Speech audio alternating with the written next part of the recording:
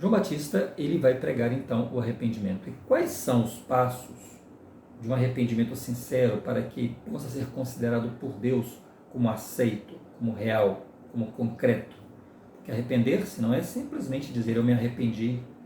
Não, existe um processo pelo qual eu vou provar, eu vou mostrar a Deus que eu estou arrependido.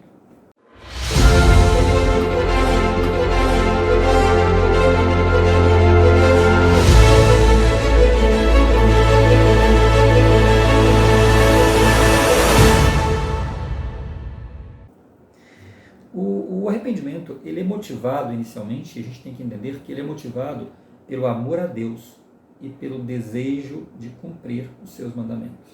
Então começamos por aí. Ele provoca esse amor a Deus e aos seus ensinamentos, essa vontade de fazer a coisa certa. E o primeiro passo para o arrependimento é fé.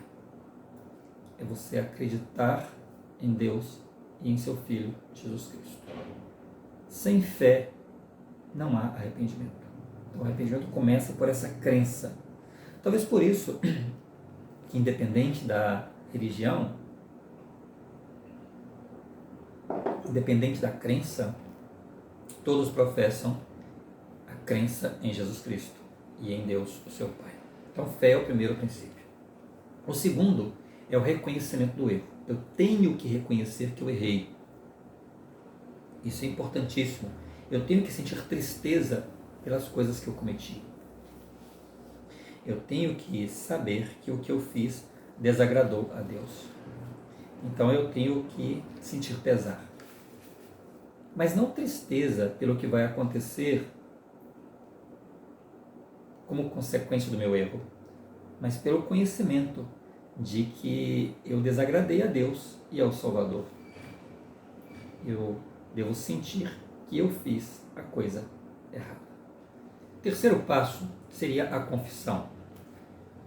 A confissão não significa que eu devo procurar qualquer pessoa e confessar o meu erro. Não. A confissão deve ser basicamente a duas pessoas. A pessoa a qual eu cometi o erro, então eu devo chamar aquela pessoa e reconhecer o meu erro diante dela. Olha, eu errei, pedir desculpa, né? E mostrar a essa pessoa que errei. E devo procurar a Deus, a conversar com Deus e a falar para Ele o que aconteceu. E eu pedir perdão. Então eu devo confessar a Deus o meu pecado, reconhecer através de uma oração e confessar a minha vergonha e culpa. E assim implorar o perdão. Lá em Provérbios, no capítulo 28, versículo 13, fala sobre a importância dessa confissão. E ele diz o seguinte: o que encobre as suas transgressões nunca prosperará, mas o que as confessa e as deixa alcançará misericórdia. Ele chega a dizer que aquele que encobre as suas transgressões nunca prosperará. Daí a importância dessa confissão. Agora, o quarto passo seria o abandono do pecado. Ou seja, nós devemos fugir de qualquer situação perigosa que nos coloque em risco ou em ameaça de voltar a transgredir novamente. Então, após a confissão, após essa confissão a Deus, esse reconhecimento, essa tristeza, nós devemos então abandonar e afastar de tudo o que ameace esse retorno ao pecado. O próximo passo seria a restituição. O que significa isso? Que se eu roubei alguma coisa, por exemplo, se eu tenho alguma coisa que não é minha, eu devo então procurar aquela pessoa dona daquilo que eu roubei e devolver, restituir aquilo. E restituir significa devolver literalmente tudo o que eu puder, tudo que estiver ao meu alcance. Existem algumas coisas que não há como restituir. Aí vai depender de Deus diretamente. Por exemplo, se eu matei uma pessoa, eu não tenho como restituir a vida de uma pessoa.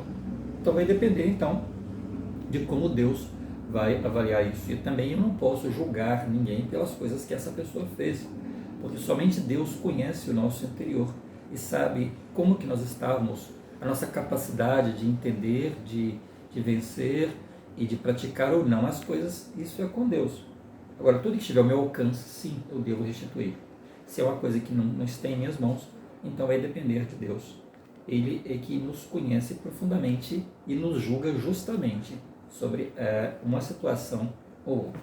E a partir daí, então, é buscar uma vida digna e em retidão, para que nós não caiamos outra vez.